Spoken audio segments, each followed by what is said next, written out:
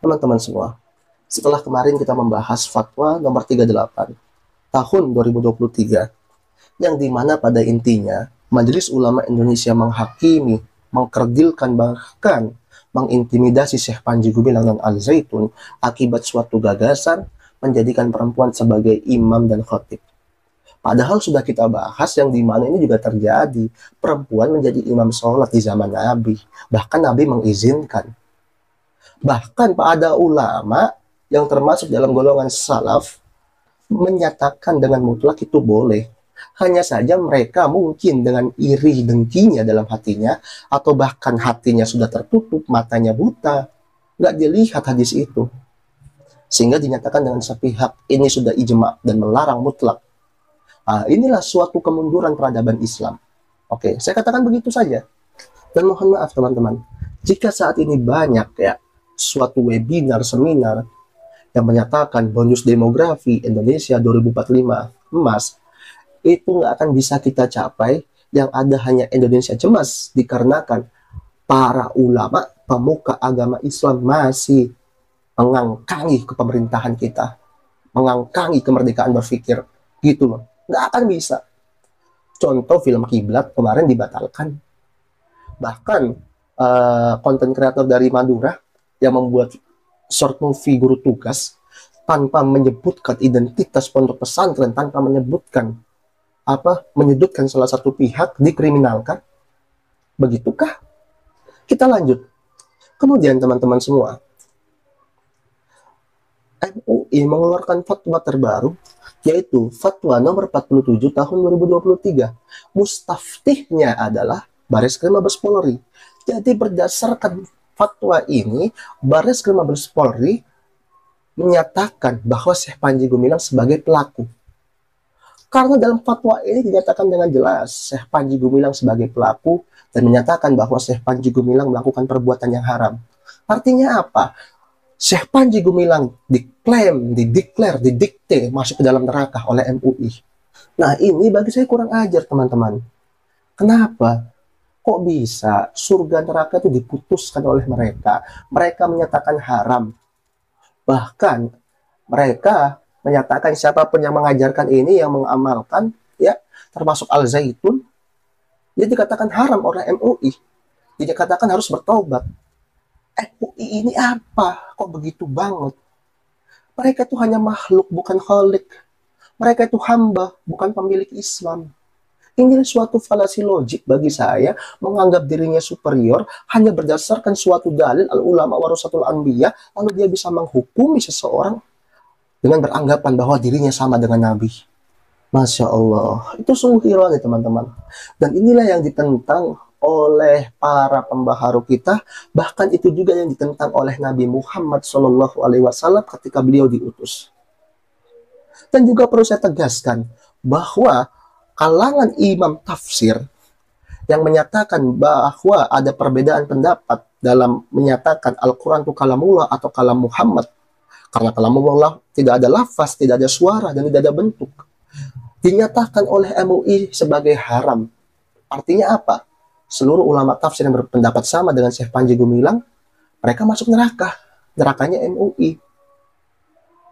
Kemudian Imam Sauri, Imam At-Tabari, Imam Muzani juga masuk neraka. Karena mereka mengajarkan saf, ya, yang sejajar, atau bahkan membolehkan perempuan menjadi imam sholat. Artinya mereka masuk neraka, nerakanya MUI. Ini kadang-kadang saya bingung ya. Katanya di akhir zaman itu ada suatu fitnah, yaitu dari mata satu, yang katanya ada surga dan neraka. Jangan-jangan ya dia itu bisa mengharamkan orang, bisa menghalalkan, meminta orang untuk bertobat. Memangnya mereka siapa? Ya mungkin ini fitnah akhir zaman yang sangat keji bagi saya. Ya, ketika surga neraka, ketika halal haram hanya ditentukan dengan fatwa berdasarkan hal-hal yang belum qat'i dan berdasarkan klaim sepihak atas perdebatan-perdebatan. Gitu teman-teman semua. Nah, pada pembahasan yang pertama ini saya akan bahas dulu teman-teman semua berkaitan dengan kaidah fikih yang mereka sampaikan. Mereka menyatakan bahwa Syekh Panji Gumilang ini telah membuat suatu ajaran baru, terutama dalam hal sholat. Artinya Syekh Panji Gumilang yang menjadikan perempuan menjadi imam sholat itu adalah suatu hal baru, adalah bid'ah. Mereka menggunakan kaidah al-aslu fil ibadah at-tahrim. Pokok dari ibadah itu adalah terlarang. Nah, dia tidak melihat adanya kitab-kitab fikih atau pendapat para ulama yang membolehkan. Dia hanya sepihak seperti itu. Makanya saya kemarin sampaikan beberapa hari yang lalu dengan konten-konten saya yang sebelumnya, ini MUI nggak ada kejujuran. Nggak heran, makanya Syekh Panji Gumilang begitu marah dengan MUI. Karena apa? Hal-hal yang belum ijma, diklaim sebagai ijma, hal-hal yang sudah pernah terjadi, bahkan dibolehkan oleh Rasulullah, dikatakan sebagai pembuat ajaran baru. Ini maunya apa MUI? Inilah teman-teman semua ya, yang saya sayangkan. Yang dimana Islam mengalami kemunduran daripada kemunduran berpikir. Ya makanya Islam tuh jadinya nanti agama kolot. Kalau bagi saya lebih baik keluar aja daripada Islam yang seperti ini, hanya menghakimi orang lain, ya, menghakimi orang lain, mengatakan bahwa engkau haram masuk neraka, kau wajib bertobat. Siapa kalian? Lah wong ijtihad salah saja Rasulullah menyampaikan bahwa dia masih dapat pahala kok. Lah ini bukan Nabi kok langsung mengklaim haram lalu memaksa orang harus bertobat.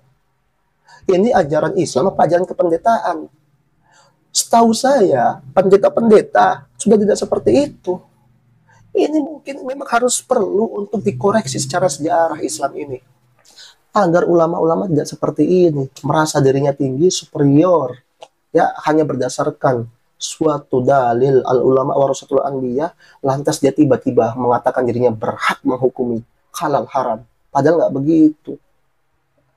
Lalu Al-Quran ditinggalkan, yang dipegang hanya perkataan para guru-gurunya, hanya perkataan imam mazhabnya, padahal juga ada perbedaan di perkataan itu, sehingga mereka jual-jual ayat.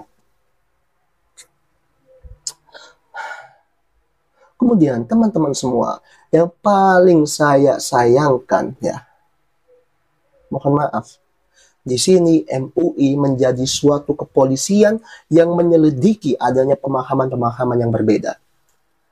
Karena dalam fatwa yang dalam keputusannya mereka mengklaim ajaran yaitu adalah pemahaman dan atau praktik ibadah. Artinya apa teman-teman? MUI mengawasi pemahaman, artinya nggak boleh ada pemahaman yang berbeda dengan MUI. Ini sudah bertentangan. Tidak hanya sekedar praktik ibadah yang diawasi, tetapi pemahaman pun diawasi. Jangan sampai ada yang berbeda. Ini sudah keterlaluan, kelewat batas, kebablasan. Ini bukan pemenang MUI.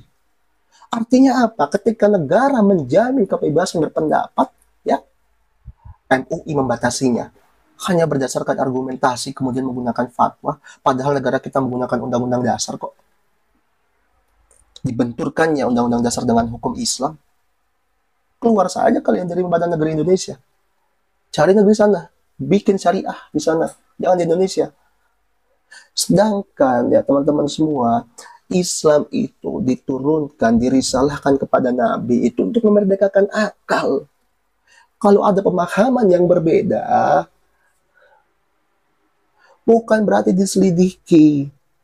Ulama-ulama dahulu sudah banyak adanya pemahaman yang berbeda. Mereka nggak ada menyatakan ini haram, masuk neraka itu nggak ada. Gitu loh. Contoh, kayak Imam Al-Ghazali menulis Tahafut Al-Falasifah, ya, kesalahan orang filsafat. Oke? Ibnu Rus, seorang mazhab Maliki, ya, yang tidak sepakat dan menyatakan bahwa pendapatnya salah, dibuatlah Tahafut At-Tahafut, kesalahan dalam buku kesalahan. Artinya apa? Ini yang diajarkan oleh ulama Islam zaman dulu, ketika memang ada yang berbeda, dan bantah ilmiah dengan ilmiah, pemahaman dengan pemahaman, bukan justru pemahaman dihakimi dengan penghakiman bahwa ini haram, engkau masuk neraka, engkau wajib taubat. Nggak begitu. Ini yang diajarkan oleh MUI bisa jadi bukan Islam, tapi ajaran-ajaran daripada, mohon maaf ya, para pendeta-pendeta dahulu yang termaktub dalam Quran Surat Taubah 31. ketika para ruhbaniyat atau para rohib pendeta itu menjadikan perkataannya melebihi daripada Al-Quran. Sehingga apa? Nggak boleh ada perbedaan. Itu yang berbahaya, teman-teman semua. Ya, sehingga apa? Dahulu mohon maaf, ya ini sejarah saya sampaikan di Kristen. Ketika ada dominasi daripada para pendeta yang mendominasi pemikiran manusia, sehingga timbullah pemberontakan. Apa mau begitu? Nah, saya tanyakan saja, apa mau begitu? Karena apa? Fatwa MUI seperti ini mereka sudah mendominasi daripada pemahaman, mendominasi daripada ajaran, menganggap bahwa dirinya saja yang punya ajaran yang lurus. Di luar itu salah. Apalagi dengan dalil-dalil yang hanya diklaim sepihak. Kok begitu sih cara mainnya? Kemudian juga imam-imam mazhab yang tadi saya sebut, Imam Muzani, Imam Sufyan Tsauri, Imam At-Tabari itu melakukan perbuatan haram karena telah mengizinkan perempuan menjadi imam sholat. Hati-hati loh. Ya. Orang salaf kalian katakan membuat apa? Perbuatan haram. Maksudnya gimana? Loh, kenapa begitu? Karena MUI menyatakan melarang ya siapapun yang mengamalkan dan mengajarkan poin 1 dan poin 2 adalah haram. Gitu loh. Artinya Imam Tsauri haram, Imam Tabari haram, Imam Muzani haram. Mereka golongan salaf diharamkan oleh MUI masuk nerakanya Tuhan. Sombong betul. Kemudian juga selanjutnya dikatakan bahwa apa kata MUI? Di bagian keputusannya dikatakan, ya teman-teman semua, siapapun yang mengamalkan dan mengajarkan pada nomor 1 dan nomor 2, maka dia wajib bertaubat. Ruju ilal haq, kembali kepada yang hak. Dipikir yang hak hanya dia aja. Subhanallah. Inilah teman-teman semua, suatu falasi logik ketika adanya sekelompok ulama yang menganggap dirinya sendiri yang benar dan di luar dianggap salah. Padahal semuanya juga memiliki dasar. Gitu. Bingung saya sama mereka ini, demi Allah. Saya hanya berharap semoga ada kejadian besar yang adanya pengkoreksian sejarah sebagaimana Martin Luther mengkoreksi Kristen saat itu. Semoga semangat Martin Luther turun kepada kita agar kita para pemuda Islam mampu seperti itu. Kesimpulannya teman-teman, daripada fatwa ini dan pembahasan ini, bahwa MUI tidak pantas menyatakan seseorang itu berbuat halal atau haram jika hanya berdasarkan nas-nas yang tidak qat'ih dan tidak sharih. Oke? Kenapa nas tidak qat'ih tidak boleh? Karena itu masih ada ranah perdebatan, masih ada ranah ijtihad yang tidak boleh dipersalahkan. Kalau MUI seperti ini, berarti MUI telah mengambil kemerdekaan manusia untuk berpikir. Ya, jika mereka telah mengambil ya kemerdekaan kita untuk berpikir, maka kita wajib rebut kemerdekaan itu. Gak boleh dikungkung sama mereka. Kemudian juga teman-teman semua, taubat itu urusan kita dengan Tuhan, gak ada urusannya MUI mengurusi pertaubatan. Selanjutnya, fatwa ini memang tendensinya hanya untuk kepentingan mengkriminalisasi Syekh Panji Gumilang. Apalagi masih banyak perdebatan, bahkan lembaga Batsul Masail telah mengeluarkan hasil Batsul Masailnya yang dimana menyatakan tidak ada penodaan agama. Tapi MUI tetap menyatakan penodaan agama. Artinya MUI menutup pintu berpikir dan hanya mengambil daripada salah satu pihak. Gitu loh. Ini yang berbahaya teman-teman semua. Ya, hati-hati kalian MUI. Tunggu saja kemarahan umat kepada kalian.